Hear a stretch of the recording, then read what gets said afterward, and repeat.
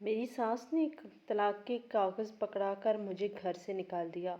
میں بھائی کے گھر پہنچی، بھائی نے دروازہ نہ کھولا۔ بہن کے گھر گئی تو اس کے شوہر نے ذلیل کر کے گھر سے نکال دیا۔ میں ساری رات ہاسپٹل کی پارکنگ میں بیٹھ کر انتظار کرتی رہی۔ صبح کو وہاں کام کرنے والی عورت نے مجھے صفائی کے کام پر لگوا دیا۔ 4 سال گزر گئے۔ ایک دن میں جھاڑو لگا رہی تھی، اچانک میرا شوہر اپنی دوسری بیوی کے ساتھ ہاسپٹل پہنچا۔ اس کو خدا نے بیٹا دیا تو خوشی سے سارے ہاسپٹل میں مٹھائی بانٹنے لگا۔ جیسے ہی اس نے میرے ہاتھ پر مٹھائی رکھی، میرا چہرہ دیکھ کر وہ پاؤں میں گر گیا۔ اور میرا نام شمع ہے اور میں سیدھی سادی لڑکی تھی۔ مجھے میری ماں نے یہی سکھایا تھا کہ گھر کس طرح بساتے ہیں، شوہر کی بات سن لیتے ہیں اور بیٹیاں اپنے گھر میں ہی اچھی لگتی ہیں۔ میں نے اپنے شوہر کو خوش رکھنے کی بہت کوشش کی۔ میرے شوہر کے ساتھ معاملہ ایسا تھا کہ اس کے باپ نے ایک اور عورت سے بھی شادی کی تھی اور اس عورت سے اس کا ایک اور بھائی بھی تھا اور دونوں ہی اپنے باپ کے لاڈلے تھے۔ میرے سسر کا کہنا تھا کہ جس کے یہاں پہلے وارث پیدا ہوگا، جو مجھے پوتے کی خوشخبری سنائے گا، میں اسی کے نام جائیداد کا زیادہ تر حصہ کروں گا۔ اسی لیے مجھے شادی کی رات ہی یہ سمجھا دیا گیا کہ سب سے پہلے بچہ پیدا کرنے پر فوکس کرنا ہے، باقی کام بعد میں ہوتے رہیں گے۔ میرے شوہر نے کہا کہ بس ایک پیارا سا بیٹا پیدا کر کے دے دو، ساری زندگی کے لیے میں تمہارا غلام بن کے رہوں گا، جو تم کہو گی میں کروں گا۔ میں نے اسے کہا کہ اللہ خیر کرے گا تو وہ غصہ ہو گیا اور کہنے لگا، ایسے نہیں کہنا کہ اللہ چاہے گا تو دے گا، تم بس دعا کرو اور بولو اللہ سے مانگو کہ مجھے بیٹا ہی چاہیے اور جلدی چاہیے۔ ناک رگڑو، اللہ کے سامنے سجدے میں کروڑوں کی جائیداد کا معاملہ ہے۔ میں نے شادی کی بعد پہلی رات میں اپنے کمرے کو بڑے احتیاط سے سجایا تھا۔ میں نے نرم سفید چادر بچھائی تھی، ایک چھوٹا سا دیپک جلایا تھا تاکہ ماحول پیارا لگے۔ میرے دل میں ایک عجیب سا خوف تھا اور ایک امید بھی کہ شاید یہ رات میری زندگی بدل دے گی۔ جب میں نے کمرے کا دروازہ بند کیا تو میرے شوہر نے میرے قریب آ کر کہا کہ آج سے تم اور میں ایک دوسرے کے لیے جیتے ہیں۔ تمہارا ہر دکھ میرا دکھ اور تمہاری ہر خوشی میری خوشی ہے۔ میں خاموشی سے اس کی بات سنتی رہی اور دل میں یہ دعا کی کہ اللہ ہمیں اپنی رحمت سے نوازے۔ چند دنوں کے بعد گھر میں ایک عجیب سا ماحول پیدا ہو گیا تھا۔ میرے سسر اکثر میرے شوہر کے ساتھ بیٹھ کر بچوں کے بارے میں بات کرتے اور میرے شوہر کو زور دیتے کہ جلدی اولاد کا انتظام کرو۔ وہ دن رات یہی کہتے کہ جائیداد کے لیے یہ ضروری ہے اور گھر کے دوسرے افراد بھی خاموشی سے یہ بات سنتے رہتے تھے۔ میں اپنے کمرے میں بیٹھ کر سوچتی، کیا واقعی یہ سب کچھ اولاد کے لیے ہے یا صرف ایک کھیل ہے جس میں میری خوشی اور میری زندگی قربان ہو رہی ہے؟ ایک دن میرے شوہر نے مجھے اپنے پاس بلا کر کہا کہ تم سے شادی کے بعد ایک دفعہ بھی نماز میں یہ دعا نہیں مانگی کہ اللہ جلدی اولاد دے۔ اس پر میرا دل دھڑکنے لگا۔ میں نے جواب دیا کہ میں نے دعا کی ہے، لیکن خاموش دل میں۔ میں جانتی تھی کہ دعا کا انداز بھی ایک طرح سے دل کی حالت ظاہر کرتا ہے۔ اس دن کے بعد میرے شوہر نے مجھ پر زیادہ زور دینا شروع کر دیا کہ میں ہر نماز میں اللہ سے خاص طور پر بیٹے کی دعا کروں۔ میں اکثر رات کو جاگ کر سجدے میں یہ دعا مانگتی کہ اللہ ہمیں اولاد عطا کرے، لیکن دل میں ایک خوف رہتا کہ اگر یہ سب بھی ناکام ہو گیا تو میرے ساتھ کیا ہوگا۔ گھر میں ایک دن بحث چھڑ گئی جب میرے سسر نے کہا کہ بیٹے کے بغیر یہ نامکمل ہے۔ میرے شوہر نے غصے میں کہا کہ ہم کوشش کر رہے ہیں لیکن وقت چاہیے۔ اس بحث کے دوران میری ماں بھی میرے ساتھ فون پر بات کر رہی تھی اور مجھے تسلی دے رہی تھی کہ شمع صبر کر، ہم سب تمہارے ساتھ ہیں۔ لیکن میں نے اس دن اپنی ماں کو یہ نہیں بتایا کہ میرے دل میں کتنی بڑی بے چینی ہے۔ میں نے چپ رہنا بہتر سمجھا کیونکہ دل میں ایک راز تھا جو میں نے کسی سے بانٹنا نہیں چاہا۔ میں روزانہ اپنے شوہر کے ساتھ بیٹھ کر باتیں کرنا شروع کر دی کہ ہم دونوں ایک دوسرے کے لیے کیوں اہم ہیں۔ میں نے ایک روز ان اپنی خواہشات اور خوف کا ذکر کیا، لیکن وہ صرف سن کر مسکرا دیتا اور کہتا کہ تم میرے لیے سب کچھ ہو، اب بس دعا کرو کہ اللہ سے مانگو کہ جلدی ہمارا بیٹا پیدا ہو۔ یہ سنتے ہوئے میرا دل ایک عجیب سکون محسوس کرتا تھا، لیکن ایک خوف بھی بڑھتا کہ اگر یہ دعا پوری نہ ہوئی تو میں کس حال میں رہ جاؤں گی۔ وقت گزرتا گیا اور 3 مہینے پورے ہو گئے۔ میں نے اپنے دل میں کئی بار یہ سوچا کہ شاید اللہ نے ہماری دعا قبول کر لی ہو، لیکن جب ماں کے آخر میں کوئی خوشخبری نہ آئی تو میرے شوہر کے چہرے پر بے چینی صاف نظر آ گئی تھی۔ وہ اکثر گھر کے اندر چپ چپ سا رہتا اور جب میں اس سے پوچھتی تو وہ بس ایک مختصر سا جواب دے دیتا کہ دعا کرو شمع، دعا کرو، کیونکہ یہ معاملہ ہمارے لیے زندگی اور موت کا ہے۔ میرا شوہر ایک دن رات دیر سے گھر آیا تو اس کے چہرے پر تھکن اور غصہ دونوں نظر آ رہے تھے۔ میں نے اس سے پوچھا کیا ہوا تو اس نے کہا اس کے بھائی کی شادی جلدی ہو رہی ہے اور اس کی بیوی کو اولاد کی خوشی پہلے مہینے ہی آ گئی تھی۔ اس پر وہ بہت پریشان تھا کیونکہ وہ سمجھتا تھا کہ اگر اس کی بیوی نے شادی کے پہلے مہینے میں خوشخبری سنا دی تو ہمارا بیٹا بعد میں پیدا ہو جائے گا تو کیا فرق پڑے گا۔ میں نے اس کی بات سن کر دل میں ایک گہرے دکھ کا احساس محسوس کیا اور رات بھر جاگتی رہی، سوچتی رہی کہ یہ سب ہمارے لیے کس قدر اہم ہو گیا ہے اور میری دعا کتنی جلد قبول ہو سکتی ہے، یا شاید یہ دعا کبھی قبول ہی نہ ہو۔ آج کل بے اولادی ہر 10 میں سے 7 عورتوں کا مسئلہ ہے، جس میں کبھی مرد میں کمزوری ہوتی ہے تو کبھی عورت میں، لیکن وہ لوگ بھی سال 2 سال 4 سال 5 سال ایک دوسرے کا بھرم رکھ ہی لیتے ہیں۔ پر یہاں پہ تو معاملہ ہی کچھ اور تھا۔ جیسے ہی چوتھا مہینہ بھی ختم ہوا اور میرے یہاں اولاد نہیں ہوئی اور دوسرے بھائی کی شادی کی تاریخ پکی ہوئی کہ میرے شوہر نے مجھ سے جھگڑا کرنا شروع کر دیا۔ میں نے کہا کہ ہر کام کا ایک وقت مقرر ہوتا ہے، ہو سکتا ہے اب بھی اللہ کی طرف سے وہ وقت نہ آیا ہو اور ہمارے لیے، کیونکہ ڈاکٹر کے مطابق میں بالکل ٹھیک تھی، لیکن اب اس نے یہ بات ماننے سے انکار کر دیا۔ اس نے کہا ڈاکٹر سے غلطی ہو گئی ہوگی، کیونکہ اگر تم بالکل ٹھیک ہو، میں بالکل ٹھیک ہوں تو اولاد کیوں نہیں ہو رہی۔ اور بس 5 مہینے میں ہی اس نے مجھے طلاق کے کاغذات پکڑا کے گھر سے نکال دیا۔ اس بیچ میری ماں بھی اس دنیا سے جا چکی تھی۔ اب میں کہاں جاتی؟ میرے لیے یہ صدمہ بھی بہت بڑا تھا کہ مجھے بلا وجہ طلاق ہوئی تھی۔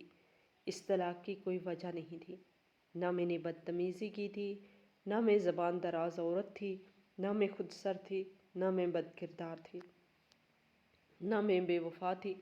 پھر میرے ساتھ یہ سب کچھ کیوں ہو گیا؟ اپنے بکھرے وجود کو سنبھالتی میں بھائی کے گھر پر گئی تو بھائی نے دیکھ تو لیا کہ میں ہوں، لیکن دروازہ نہیں کھولا۔ میں بار بار دستک دینے لگی، کان لگا کے سنا تو بھابھی کہہ رہی تھی کہ کوئی ضرورت نہیں دروازہ کھولنے کی۔ بھائی نے کہا کہ دروازہ کھول دیتے ہیں، 2-3 دن گھر میں رہ لے گی پھر چلی جائے گی۔ بھابھی نے کہا کہ نہیں، 2-3 دن کا بول کر یہیں پہ بیٹھ جائے گی، اور ہم لوگ تو کل ویسے بھی سیر پہ جا رہے ہیں، اس کو کہاں ساتھ لیتے جائیں گے، اور گھر بھی نہیں میں اس کے حوالے کر کے جاؤں گی۔ یہ کون ہے میرے گھر میں تعویذ دبا دے گی؟ بھائی نے کہا کہ تم ٹھیک کہہ رہی ہو۔ اس کا مطلب ہے کہ وہ میرے لیے دروازہ ہی نہیں کھولنا چاہتے تھے، کیونکہ میں ان کے لیے ایک اضافی کردار بن چکی تھی۔ پھر مجھے میری ایک بہن کا خیال آیا جو مجھ سے بڑی تھی، اور بڑی بہن بھی تو ماں جیسی ہوتی ہے۔ سوچا اس کے گھر جاتی ہوں۔ میں نے شام کے وقت اپنے کمرے میں خاموشی سے بیٹھ کر کپڑوں کا بندوبست کیا۔ میں نے ایک پرانا سا دوپٹہ لیا، اس پر کچھ دعا کے الفاظ پڑھ کر دل میں بار بار دہرائے۔ میں نے بستر کے پاس رکھے بیگ میں کپڑے رکھے اور ایک چھوٹا سا پانی کا بوتل بھی لے لیا۔ راستہ طویل تھا، میں آہستہ آہستہ چلتی گئی۔ راستے کے کنارے کھڑے درختوں کے پتے ہوا میں سرسراتے تھے اور شام کو ہلکی روشنی میں ایک عجیب سکون اور درد دونوں کا احساس مجھے ایک ساتھ گھیرے ہوئے تھا۔ میں نے چلتے چلتے اپنے دل میں یہ سوچا کہ شاید بہن کا گھر میری اکیلی زندگی کے لیے ایک نیا آغاز ثابت ہو سکتا ہے۔ میں نے گھر پہنچ کر دروازہ آہستہ آہستہ کھٹکھٹایا اور دل کی دھڑکن تیز تھی، لیکن اندر سے کوئی آواز نہیں آئی۔ میں نے پھر ایک بار زور سے دستک دی اور کھڑکی کے شیشے سے جھانکا تو بہن کو اندر بیٹھا دیکھا۔ وہ اپنے کپڑوں کی سلائی میں مصروف تھی۔ میں نے دروازے کے نیچے سے ایک چپکے سے ہاتھ رکھا اور آہستہ آہستہ کہا کہ میں شمع ہوں بہن، میں ہوں۔ وہ اندر سے خاموش رہی۔ میں نے محسوس کیا کہ وہ دروازہ کھولنے میں ہچکچاہٹ محسوس کر رہی ہے، اور میں نے اپنے دل میں ایک دعا کی کہ اللہ کرے یہ قدم میرے لیے راحت لے کر آئے۔ لیکن بہنیں تو پھر بھی بہنیں ہوتی ہیں۔ اس نے دروازہ تو کھول دیا، اور اب تو صبح بھی ہونے والی تھی۔ اس نے مجھے ایک وقت کا کھانا بھی کھلا دیا۔ اس کا شوہر رات کی ڈیوٹی کیا کرتا تھا۔ وہ بڑی پریشان تھی۔ کہنے لگی کہ پتہ نہیں نصیر آئیں گے تو کیا کہیں گے۔ وہ تو پہلے ہی کہتے ہیں کہ تم اور تمہاری بہن دونوں ایک جیسے ہیں۔ میں نے کہا کہ ایسا کیوں کہتے ہیں؟ تو کہنے لگی کہ پتہ نہیں بس باتیں کرتے رہتے ہیں۔ تمہیں تو پتہ ہے اگر میرے حالات اچھے ہوتے تو میں کپڑے کیوں سیتی؟ اپنا گزر بسر کرنے کے لیے۔ تمہارے جہاں اولاد نہیں ہوئی اور میں نے بھی تو صرف بیٹیاں ہی پیدا کی ہیں۔ وہی بات ہوئی کہ جب اس کا شوہر آیا تو آتے ہی اس نے پوچھا کہ یہاں کیا کر رہی ہے اور ایسی شکل کیوں بنائی ہے۔ میری بہن کو مجبوری میں بتانا پڑ گیا کہ یہ معاملہ ہے، تو کہنے لگا طلاق ہو گئی ہے، 5 مہینے میں طلاق ہو گئی۔ اتنی جلدی کوئی طلاق ہی نہیں دیتا، مردوں کے دماغ نہیں خراب ہوتے۔ یہ بے اولادی کا معاملہ نہیں ہے، یہ معاملہ کچھ اور ہے۔ میری بہن نے کہا کہ آپ کیسی باتیں کر رہے ہیں؟ آپ کو تو پتہ ہے نا وہ لوگ وارث کر رہے تھے۔ شادی والے دن بھی ان کے یہی حالات تھے، ایک ہی بات کر رہے تھے۔ لیکن میری بہن کا شوہر کہنے لگا کہ یہ لڑکی بد کردار ہے، ورنہ کبھی سنا ہے کہ سارا کچھ ٹھیک ہو اور 5 مہینے میں شوہر طلاق دے دے؟ اور اس کا شوہر تو بڑے امیر خاندان کا ہے، اچھا بلا خوبصورت نوجوان ہے، کھاتا کماتا ہے۔ اس کو کیا پڑی تھی کہ وہ اس کو چھوڑ دیتا؟ میں اس گھر میں اس بد کردار لڑکی کو نہیں رہنے دوں گا۔ میں بیٹیوں والا ہوں۔ میری بہن ہمیشہ بتایا کرتی تھی کہ بہنوئی کو بیٹیوں کا کوئی خیال نہیں ہے، وہ ان کے اوپر 1 روپیہ نہیں لگاتا، بیمار ہو جائیں تو اسپتال تک نہیں لے کے جاتا۔ لیکن اب بڑے مان سے کہہ رہا تھا کہ میری بیٹیوں پہ برا اثر پڑے گا۔ دراصل مجھے وہاں پہ رکھنا نہیں چاہتا تھا۔ میرے لیے موزوں گھر تو میرے بھائی کا ہی تھا، لیکن انہوں نے تو دروازہ تک نہیں کھولا۔ بہن کے گھر میں بہن رہے، ویسے بھی تو اچھا نہیں لگتا۔ میری بہن مجبور تھی، اس کے اندر اتنی ہمت ہوتی تو وہ اپنے اس کھر دماغ آدمی کو تھوڑی برداشت کر رہی ہوتی۔ اوپر سے بیٹیوں والی تھی، کیا ہی بول سکتی تھی، چپ ہو گئی۔ کہنے لگی کہ رہ لے تو اس گھر میں کوئی بات نہیں، جہاں میں 10 باتیں سنتی ہوں وہاں 20 باتیں سن لوں گی، لیکن تجھے سڑک پہ تو نہیں پھینک سکتی نا۔ میں نے کہا نہیں باجی، وہ میری ایک سہیلی ہے، بہت اچھی میری دوست ہے، وہ اکیلی رہتی ہے، میں اس کے گھر چلی جاؤں گی۔ اس کے گھر میں کوئی مرد بھی نہیں ہے، اور وہ مجھے کب سے کہہ رہی تھی کہ کوئی مسئلہ ہو تو مجھے بتانا، میں اس کے گھر میں چلی جاتی ہوں۔ میری بہن پوچھنے لگی کہ کون سی دوست؟ میں نے جھوٹ بول دیا اور بڑے طریقے سے بہن کو مطمئن کیا کہ وہ ایک دوست ہے اور بہت امیر ہے۔ اور آپ کو یاد ہے ایک دفعہ میں اس کے گھر بھی گئی تھی، میں نے کہیں کی بات کہیں جوڑی اور کس طرح بہن کو مطمئن کر لیا، کیونکہ میں اس کے لیے مصیبت نہیں بننا چاہتی تھی۔ میری بہن کی پوزیشن گھر میں بالکل صفر تھی، اگر تھوڑی بھی بہتر ہوتی تو میں اس کے گھر میں رہتی۔ اگلے دن کی دوپہر تک میں نے فیصلہ کر چکی تھی کہ میں یہاں سے چلی جاؤں گی۔ میری بہن نے جانے سے پہلے میرے ہاتھ میں 200 روپے رکھے، اس کے پاس شاید اتنے ہی تھے۔ اس کی آنکھوں میں آنسو آ گئے، کیونکہ اسے پتا تھا کہ میں اتنی بڑی مصیبت میں ہوں۔ طلاق کا دکھ عورت کے لیے کم نہیں ہوتا، اور پھر اوپر سے یہ حالات۔ کہنے لگی کہ مجھے پتا ہے زیادہ پیسے نہیں ہیں، لیکن کچھ کھا لینا۔ پتہ نہیں شاید اس کو پتہ چل گیا تھا کہ میں کسی دوست کے گھر نہیں جا رہی ہوں، اور اب میری زندگی مشکل گزرنے والی ہے، یا شاید بس وہ میری اتنی ہی مدد کر سکتی تھی۔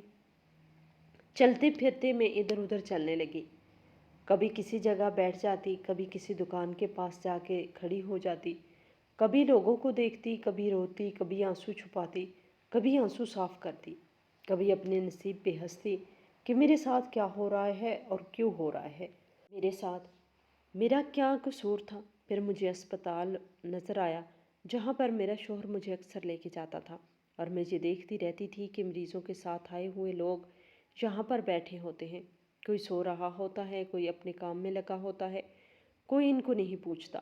میں بھی اسپتال کی لابی میں جا کے بیٹھ گئی، وہاں پہ بینچ پہ پڑا تھا، پنکھا بھی لگا ہوا تھا اور ٹھنڈے پانی کا کولر بھی پڑا ہوا تھا۔ بینچ پہ جا کے بیٹھ گئی، ٹھنڈا پانی بھی پی لیا۔ بہن نے جو 200 روپے دے دیے تھے، اس میں سے کچھ پیسوں کی چیز بھی کھا لی۔ لیکن 2 دن کی زندگی نہیں تھی کہ 200 روپے میں گزار کر کٹ جاتی، پوری زندگی پڑی تھی۔ میرے پاس ایک عورت آ کر بیٹھی نارمل طریقے سے اور کہنے لگی کہ کس کے ساتھ آئی ہو؟ میں نے جھوٹ بول دیا کہ وہ کوئی اپنا ہے داخل۔ اگر کہنے لگی کیا ہوا ان کو؟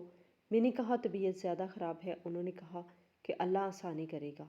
بیٹی تمہیں کب سے دیکھ رہی ہوں، تو بھی ادھر بیٹھی ہو، یہ چائے پی لو، ہم گھر سے بنا کے لائے ہیں۔ میں نے کہا نہیں نہیں، اس کی ضرورت نہیں۔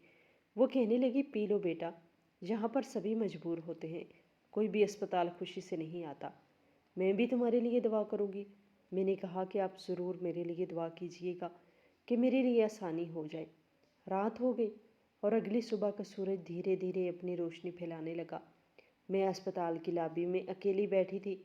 ہواؤں میں ایک سردی کا احساس تھا اور دل میں ایک عجیب سا خالی پن کی کیفیت تھی۔ اچانک ایک خاتون جو اسپتال کی صفائی کر رہی تھی آہستہ آہستہ میرے قریب آئی۔ انہوں نے ہاتھ میں جھاڑو تھام رکھی تھی اور اپنی آواز میں ہلکا سا مڑ مڑ کے کہنے لگی، بی بی کب سے دیکھ رہی ہوں تمہیں بینچ پہ قبضہ کر کے بیٹھی ہو، کس کے ساتھ آئی ہو؟ میں نے تھوڑا جھجکتے ہوئے جواب دیا کہ میں کسی کے ساتھ آئی ہوئی ہوں، لیکن اندر سے میرا دل لرز رہا تھا۔ وہ ہنسی کے ساتھ بولی، پھر یہاں کیوں بیٹھی ہو، جاتی کیوں نہیں اس کے پاس؟ میں نے کوئی جواب دینے کی ہمت نہ کی اور خاموشی اختیار کر لی۔ انہوں نے 2-3 دفعہ مجھ سے پوچھا اور ہر بار میری آنکھوں میں نمی بڑھتی گئی۔ بالآخر میں رونے لگی، میرے ہونٹ کانپنے لگے اور میں اپنے آنسو چھپانے کی کوشش کرنے لگی، لیکن ناکام رہی۔ میں نے سر جھکا لیا۔ پھر وہ آہستہ آہستہ بولی، اب رو کیوں رہی ہو؟ جس کے ساتھ آئی ہو مر گیا ہے کیا؟ لاش کے انتظار میں بیٹھی ہو؟ ان کی بات میں ایک طرح کا بے ساختہ پن تھا، جیسے یہ سب ان کے روزمرہ کا حصہ ہو اور وہ بالکل اس میں خوف محسوس نہ کر رہی ہوں۔ یہاں سے لوگ اس طرح کی باتیں بڑے آرام سے کرتے تھے، شاید ان لوگوں کو عادت ہو جاتی تھی، ایسی باتیں آرام سے کر رہی تھی۔ میں نے ان کی بات پہ ایک گہرا سانس لیا اور آہستہ سے کہا کہ اپنی ہی لاش کے انتظار میں ہوں، مر جاؤں تاکہ جان چھوٹ جائے۔ وہ میری بات پر ایک لمحے کے لیے رک گئی، پھر نرمی سے بولی کہ بڑی جوانی میں مرنا کیوں چاہتی ہو؟ کسی کی کام کیوں نہیں آتی؟ میں نے سر جھکاتے ہوئے کہا، کس کے کام ہو؟ کہنے لگی، لوگوں کے کام ہو۔ کام چاہیے کیا تمہیں؟ میں نے ہلکی سی آواز میں کہا کہ ہاں کام ملے گا؟ تو وہ مسکرا کے بولی، ہاں میری طرح صاف صفائی کا کام مل جائے گا، ادھر پرماننٹ نہیں رکھیں گے تمہیں، لیکن مہینے کے پیسے دے دیا کریں گے۔ لیکن اسپتال ہے کیا اٹھانا پڑ جائے گا، اس کا تو اندازہ ہوگا ہی نا تمہیں۔ میں نے اس کے چہرے پہ ایک گہرا غور کیا اور دل میں ایک درد سا محسوس کیا۔ میرے باپ نے مجھے ہمیشہ اچھے ماحول میں رکھا تھا۔ بابا بہت اچھے تھے، جلدی چھوڑ کے چلے گئے، لیکن ہمیشہ خیال کیا تھا میں نے ان سے کہا کہ جو بھی کام ہو میں کروں گی، کیونکہ کوئی کام نہیں ہے میرے پاس اور رہنے کی جگہ بھی نہیں ہے۔ اس نے ایک نرم لیکن سنجیدہ لہجے میں کہا کہ رہنے کی جگہ تو نہیں مل سکتی، وہ بہت مہنگی ہے جہاں پہ، لیکن جہاں کے جو وارڈن صاحب ہیں نا وہ بہت اچھے ہیں، ہم ان سے بات کر لیں گے، ان کو تمہاری مجبوری کے بارے میں بتائیں گے کہ تم مجبور ہو، تو وہ تمہیں میڈیسن والے کمرے میں یا گودام میں سونے کی اجازت دے دیں گے۔ لیکن دیکھو بہن، اپنی عزت کی حفاظت خود کرنا۔ یہ ہسپتال ہے، یہاں ہر طرح کے لوگ آتے جاتے ہیں، اگر کوئی ہوش نہیں پائے گا اس کے ذمہ دار ہم نہیں ہوں گے۔ میں ڈر بھی رہی تھی، لیکن میں نے دل میں عزم کر لیا تھا کہ میں یہ راستہ اختیار کروں گی۔ میں نے سر ہلایا اور کہا، ٹھیک ہے، میں حامی بھرتی ہوں۔ اس نے مسکرا کر مجھے جھاڑو پکڑایا اور 2 دن میں مجھے کام سمجھایا۔ میں نے اس دوران اپنے آپ کو سنبھالنے کی کوشش کی اور ابھی تک اسپتال میں صاف صفائی کا کام کرنے لگی تھی۔ میری آنکھوں میں ایک عجیب سی ہچکچاہٹ اور دل میں ایک خاموش دعا تھی کہ اللہ مجھے اس زندگی میں ہمت دے تاکہ میں اپنے دکھ سہ سکوں اور کسی دن اپنے لیے ایک نئی روشنی تلاش کر سکوں۔ یہ جو اسپتال ہوتے ہیں نا، ان کی ایک اپنی ہی دنیا ہوتی ہے، جہاں خوشیاں بھی راج کرتی ہیں اور دکھ بھی۔ جب کسی کی جہاں بیٹا پیدا ہوتا ہے یا کسی کی جان بچ جاتی ہے تو خوشی منائی جاتی ہے، اور جب کوئی اس دنیا سے چلا جاتا ہے تو دکھ منایا جاتا ہے۔ یہ ایک ایسی جگہ ہوتی ہے جہاں ہر لمحہ زندگی اور موت کا سامنا ہوتا ہے، لوگ اپنی دعاؤں کی شدت اور خوف و امید کے درمیان جیتے ہیں۔ میں نے اس اسپتال کی لابی میں کئی دن اور راتیں گزاری تھی۔ میں نے وہاں لاکھوں آنکھوں کے سامنے زندگی کے رنگ اور موت کے سائے دیکھے تھے۔ لوگوں کو روتے تڑپتے دیکھ کر میں نے سیکھا کہ درد کو چھپانا ناممکن ہے۔ یہاں ہر آنکھ کے نیچے ایک کہانی چھپی ہے اور ہر دل کے اندر ایک درد دبا ہوتا ہے۔ میں نے لوگوں کی گندگی اٹھائی، حقیقت سے آنکھیں ملا کر ایک مضبوط عورت بننا سیکھا۔ میں جانتی تھی کہ اب مجھے کسی سے ڈر نہیں لگتا تھا۔ میں نے ہر طرح کے انسان دیکھے، جن کے چہرے خوشی سے چمک رہے تھے اور کچھ کے چہرے غم سے اندھے ہو گئے تھے۔ لیکن اس اسپتال کے عملے کا رویہ ہمیشہ میرے دل کو سکون دیتا تھا۔ یہ عملہ ایک طرح سے ایک خاندان تھا۔ سب لوگ ایک دوسرے کا خیال رکھتے تھے اور میرے ساتھ بھی ایسا ہی سلوک کرتے تھے۔ کبھی کسی نے مجھ سے بدتمیزی نہیں کی، سب مجھے اپنی چھوٹی بہن سمجھتے تھے۔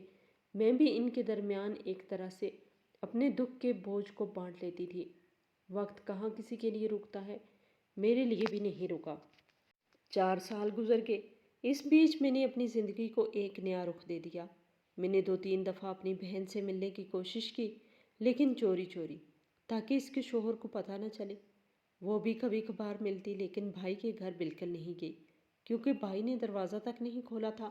میں نے سوچ لیا تھا کہ اس گھر میں دوبارہ قدم نہیں رکھوں گی، اسی لیے میں نے اس گھر جانے سے کتراتی رہی۔ کچھ لوگ یہاں پہ بہت اچھے تھے جو علاج کے لیے آتے تھے۔ وہ نرم لہجے میں بات کرتے اور خوش ہو کر تھوڑی بہت پیسے بھی دے دیتے تھے۔ یہ پیسے میرے لیے ایک سہارا ہوتے تھے، کیونکہ ان سے میں اپنا گزارا کرتی تھی۔ کچھ لوگ بہت برے بھی ہوتے تھے۔ وہ ڈانٹ دیتے اور سخت لہجے میں کہتے تھے، صفائی کرو اور نکلو یہاں سے، کھڑی کیوں ہو تم۔ کچھ لوگ اپنا غصہ بھی مجھ پہ نکال دیتے تھے اور مجھے بے وجہ ڈانٹتے تھے اور آنکھیں دکھاتے، لیکن میں ان سب کو برداشت کرتی تھی، کیونکہ میں جانتی تھی کہ ہر انسان اپنی دنیا میں ایک کردار نبھا رہا ہے اور اس کردار میں کبھی نرمی تو کبھی سختی آتی ہے۔ اب مجھے اسپتال کی اس فضا سے عادت ہو گئی تھی۔ جس عورت نے مجھے اس نوکری پہ رکھا تھا وہ میری اچھی دوست بن گئی تھی۔ میں اسے اپنا سہارا سمجھتی تھی، اگرچہ وہ بھی اپنی زندگی کی تنگی میں جھکڑی تھی، لیکن میرے لیے اس کا پیار ایک حوصلہ تھا۔ اسی طرح ایک دن جب میں اسپتال کے ایک کمرے کے پاس سے گزر رہی تھی تو میری ایک نظر مریضہ پر پڑی، جو بہت درد اور بے چینی کے عالم میں ایک آدمی کے ساتھ بڑی جلدی اسپتال لائی جا رہی تھی۔ یہ ایک ڈیلیوری کا معاملہ تھا۔ میں نے دیکھا کہ اس عورت کا چہرہ درد سے مچل رہا تھا اور اس کے ساتھ کھڑا آدمی جلدی میں اسے سہارا دے رہا تھا۔ میں نے قریب سے جھانکا تو فوراً پہچان گئی۔ وہ آدمی کوئی اور نہیں بلکہ میرا سابقہ شوہر تھا، اور یہ عورت شاید اس کی موجودہ بیوی تھی جس کے یہاں ڈیلیوری ہونے والی تھی۔ میں نے اس لمحے اپنی سانس روک لی۔ دل ایک عجیب سی کیفیت میں آ گیا۔ میں دور کھڑی رہ گئی اور اندر سے ایک طوفان سا اٹھنے لگا۔ میری آنکھیں اس نظر پر جم گئیں اور دل میں ایک بے نام سا درد گھلنے لگا تھا۔ میں خاموشی سے وہاں کھڑی رہی اور اپنے دل میں ایک بار پھر سوچا کہ زندگی ایک بےرحم کھیل ہے اور انسان کو اس کے حصے کا صبر اپنی آزمائشوں کے درمیان تلاش کرنا پڑتا ہے۔ ظاہر تو میں نہیں کر رہی تھی، لیکن دماغ اور سوچ میری ابھی بھی ادھری تھی کہ کیا پیدا ہوا ہے اس کے گھر میں، اس کی بیوی کیسی آئی، اس کے ساتھ خوش ہے یا نہیں۔ میرا دل ایک عجیب سی بے چینی میں تھا۔ میں نے دور کھڑے ہو کر خاموشی سے دیکھا کہ ایک ہجوم کے درمیان ایک عورت کو اسپتال کے اندر لے جایا جا رہا ہے اور ساتھ کھڑا آدمی کچھ دیر بعد مسکرا کر مٹھائی بانٹنے لگتا ہے۔ میں نے فاصلے سے جھانکا تو پتہ چلا کہ بیٹا پیدا ہوا ہے۔ یہ منظر میرے دل میں ایک پیچیدہ اثر چھوڑ گیا تھا۔ میں نے اپنے دوپٹے کو اپنے چہرے پہ سختی سے لپیٹ لیا، جیسے اپنے آنسو چھپانے کے لیے، اور ساتھ ہی اپنے ہاتھ آہستہ آہستہ اس کی طرف بڑھائے۔ وہ آدمی قریب آیا اور میرے ہاتھ پہ ایک رسگلہ رکھ دیا۔ میں نے جھجکتے ہوئے آنکھیں نیچے کر لی، لیکن وہ مجھے پہچان گیا اور میرے سامنے رک کر ایک عجیب سی خاموشی کے بعد کہنے لگا، شمع تم؟ اور یہاں یہ کیا کر رہی ہو؟ تم یہاں کام کرتی ہو؟ اس حال میں نے سانس لیتے ہوئے کہا کہ جس حال میں آپ نے چھوڑا تھا اس کے بعد یہی حال تھا میرے پاس۔ جیسے ہی یہ الفاظ نکلے اس کا چہرہ بدل گیا اور اس کی آنکھوں میں نمی آ گئی۔ اچانک سے وہ رونے لگا۔ میں سمجھ نہیں پا رہی تھی کہ اس کے آنسو کیوں نکل رہے ہیں۔ وہ اپنی آنکھوں کو پونچھتے ہوئے میرے قریب آیا اور روتے روتے مجھ سے معافیاں مانگنی شروع کر دی۔ میں نے اپنے قدم پیچھے کھینچے لیکن وہ میری طرف بڑھ گیا اور میرے قدموں میں گر کر بولا، لوگ وہاں رک کر ہمیں دیکھ رہے تھے کیونکہ وہ ایک بڑا آدمی تھا اور لوگ حیرت سے اس منظر کو دیکھ رہے تھے۔ میں نے تھوڑا پیچھے ہٹ کر اس سے کہا کہ یہ اب کیا کر رہے ہیں؟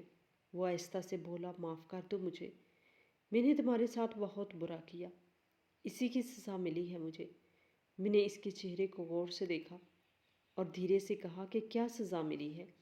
بیٹے کے باپ بن گئے ہو، بیوی ہے تمہاری، ابھی بھی امیر ہو، سزا تو مجھے ملی ہے نہ کردہ گناہوں کی۔ میں نے کیا کیا تھا؟ کچھ بھی تو نہیں کیا تھا۔ میں نے پھر اپنے دل میں ایک سوال دہرایا کہ میرے ساتھ یہ سب کچھ کیوں ہوا ہے؟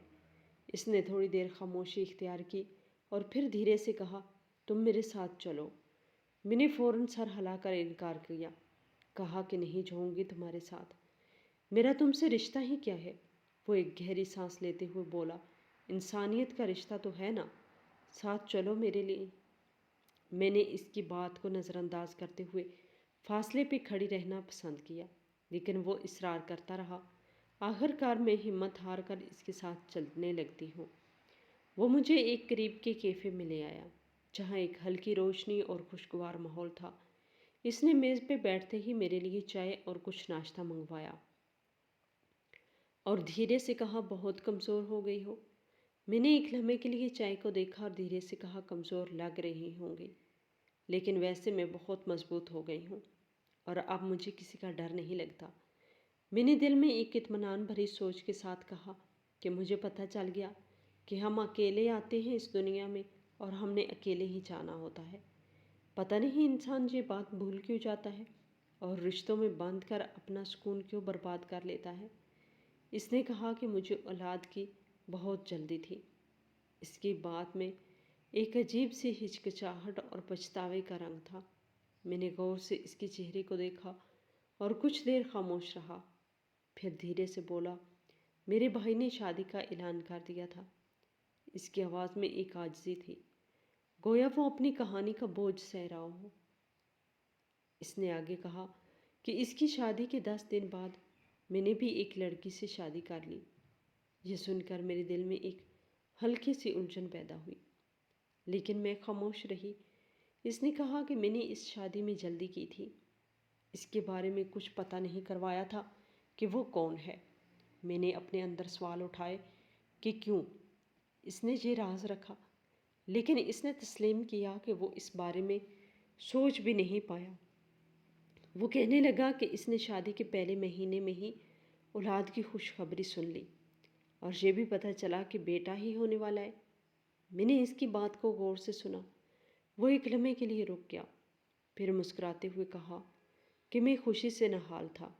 میرے چہرے پہ ایک تلخی سی آ گئی۔ میں نے اندر سے سوچا کہ خوشی اور غم کے بیچ انسان کس طرح بہک جاتا ہے۔ اس نے آگے بتایا، مجھے اپنی کسی غلطی کی پرواہ نہیں تھی۔ میں خوش تھا کہ بس جو بھی کیا ہے بالکل ٹھیک کیا ہے اور میری زندگی سنور جائے گی۔ وہ اپنی آنکھوں میں ایک خواب لیے ہوئے تھا۔ ادھر بھائی کی شادی کو 4 مہینے ہو گئے تھے، اس کے گھر میں خوشخبری نہیں تھی، لیکن میری بیوی کا 7واں مہینہ شروع تھا۔ وہ ایک لمبی سانس لے کر بولا، میرا باپ بہت خوش تھا۔ میرے چہرے پر ایک عجیب سی چمک سی پیدا ہوئی۔ میں خاموشی سے اس کی بات سن رہی تھی۔ اس نے بتایا کہ میری بیوی نے بیٹا پیدا کر کے میرے باپ کی گود میں رکھ دیا تھا۔ باپ کے چہرے پہ خوشی کی لکیریں تھیں۔ اس نے کہا کہ انہوں نے اس بیٹے کے نام ساری جائیداد کر دی، یعنی کہ زیادہ تر حصہ کر دیا، اور باقی جو کچھ بچا وہ چھوٹے بھائی کو دے دیا۔ میں کامیاب ہو گیا۔ یہ الفاظ اس کے لہجے میں فخر کے ساتھ تھے۔ میں نے اس کی آنکھوں میں دیکھ کر سوال کیا کہ پھر کیا ہوا؟ اس نے کہا، میں نے سوچ لیا تھا کہ اب اپنی بیوی اور اپنے بیٹے کو ہمیشہ اپنے ساتھ رکھوں گا اور بہت محبت کروں گا۔ میں نے اس کی بات کو دل میں محفوظ کیا، لیکن اگلے ہی لمحے اس کے چہرے پر درد آ گیا اور اس نے ایک اداس سانس لی۔ ایک دن مجھے پتہ چلا کہ میری بیوی بچہ لے کر ہمیشہ کے لیے چلی گئی ہے۔ اس لمحے اس کے ہاتھ کانپنے لگے اور وہ خاموش ہوگا۔ میں نے پوچھا کیوں؟ اس نے کہا کہ جس گھر میں ہم رہتے تھے وہ گھر بھی بیچ کے چلی گئی تھی، کیونکہ اب ساری جائیداد اس بچے کے نام تھی، اسی لیے، اور اس بچے کا باپ میں تھا ہی نہیں۔ اس نے سر جھکا کر کہا کہ وہ میرے سے شادی کرنے سے پہلے ہی ماں بننے والی تھی، تبھی اس نے اتنی جلدی مجھے بیٹا پیدا کر کے دے دیا تھا۔ یہ بات میرے باپ کو بھی پتہ چل گئی، وہ بھی ہاتھ ملتے رہ گئے کہ جائیداد ایک غیر عورت کسی اور کے ناجائز بچے کے نام کروا کے لے گئی، اور ہم سب ہاتھ ملتے ہی رہ گئے۔ اس کے بعد میں بالکل اکیلا ہو گیا۔ باپ نے تو اس کی شکل دیکھنے سے انکار کر دیا، بھائی ہی اچھا رہ گیا کہ کچھ تو بچ گیا۔ اس کے پاس تو کچھ بھی نہیں تھا۔ اللہ نے بھائی کو بیٹی دی، لیکن وہ بیٹی ہی میری باپ کی آنکھوں کا تارا بن گئی تھی، اور وہ انہی کے ساتھ رہتے تھے۔ وہ ایک لمبی سانس لے کر کہا، میں بالکل اکیلا تھا، مجھے تمہاری یاد آئی، میں نے تمہیں تلاش کرنے کی بہت کوشش کی کہ تم سے معافی مانگ سکوں، لیکن تم مجھے نہیں ملی۔ اس کی آواز میں ایک اداسی اور پچھتاوے کا امتزاج تھا۔ وہ میری طرف دیکھ رہا تھا، میں خاموشی سے اس منظر کو برداشت کر رہی تھی۔ اس کے بعد میں بہت اکیلا رہا۔ 2 سال تک میری زندگی میں ایک خالی پن تھا۔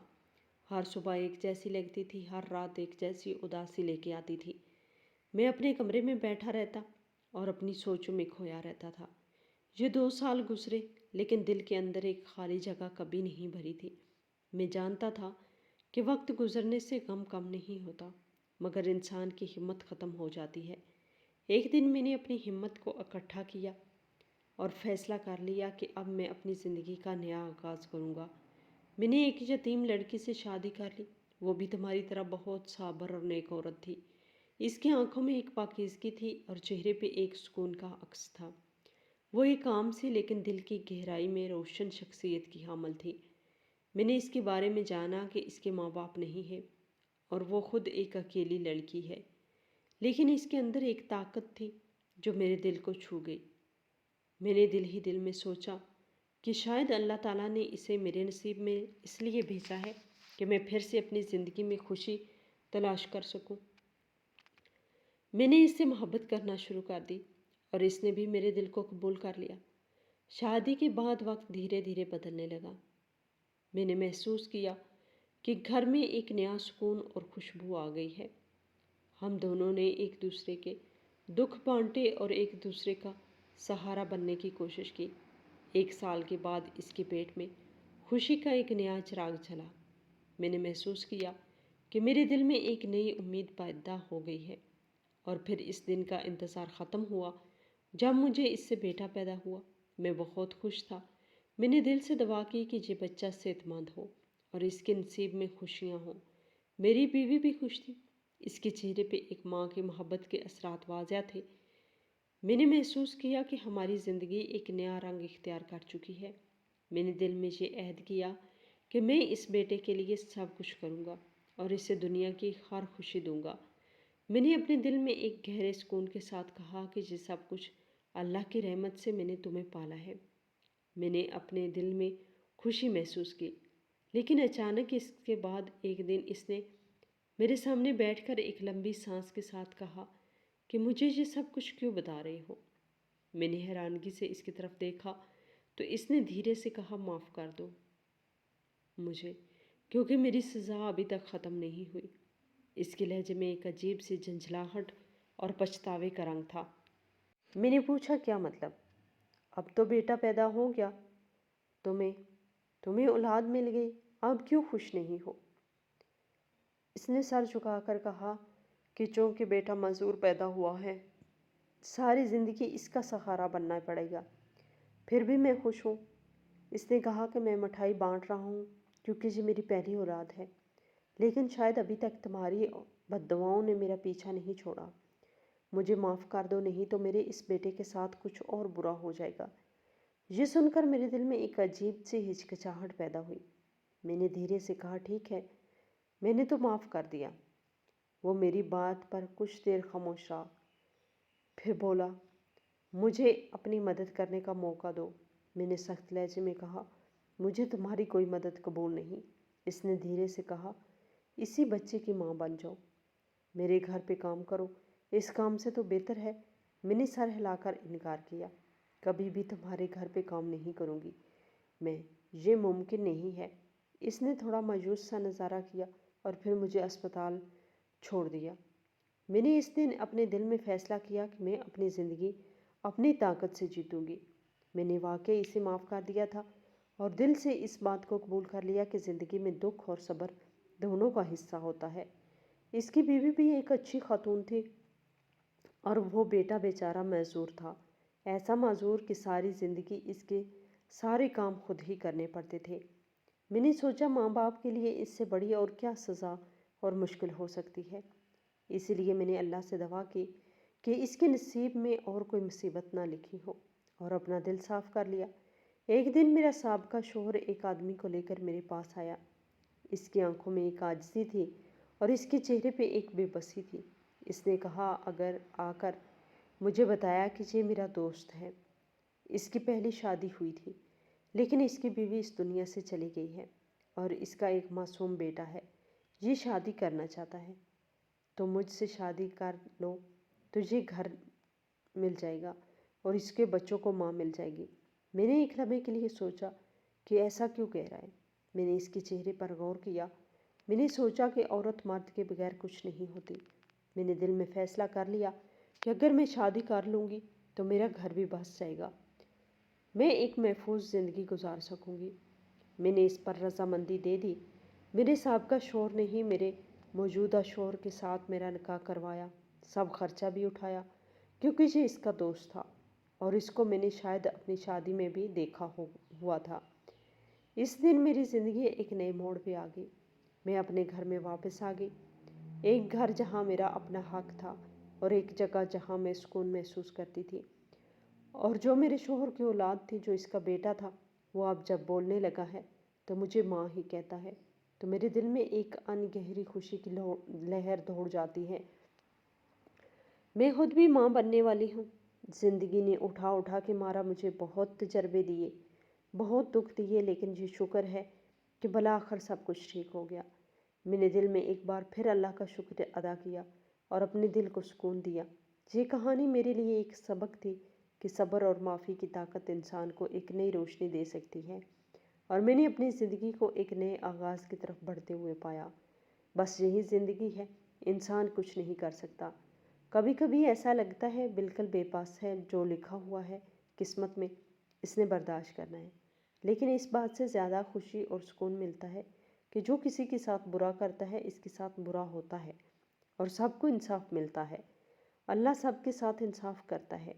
ایسا کیسے ہو سکتا ہے کہ اللہ انصاف نہ کرے؟ وہ تو بہترین انصاف کرنے والا ہے۔ مجھے بھی تو انصاف ملا۔ میں اپنے سابقہ شوہر سے زیادہ اچھی زندگی گزار رہی ہوں۔ میرا موجودہ شوہر ہے، بہت اچھا آدمی ہے۔ میں ایک بیٹے کی ماں ہوں اور یہاں اولاد بھی آنے والی ہے۔ میرا موجودہ شوہر کہتا ہے کہ اگر بیٹی ہوگی تو اس کو زیادہ خوشی ہوگی کہ فیملی مکمل ہو جائے گی۔ آپ لوگ اپنی رائے کا اظہار ضرور کیجیے گا کہ میری زندگی میں جو کچھ بھی ہوا، اگر ایسا اللہ نہ کرے آپ کے ساتھ ہوتا تو آپ کیا کرتے؟ ہماری آج کی یہ کہانی آپ کو کیسی لگی؟ کمنٹ باکس میں اپنی رائے کا اظہار ضرور کریں، اور مزید اس طرح کی سبق آموز کہانیاں سننے کے لیے ہماری ویڈیو کو لائک کریں، شیئر کریں اور چینل کو سبسکرائب کریں۔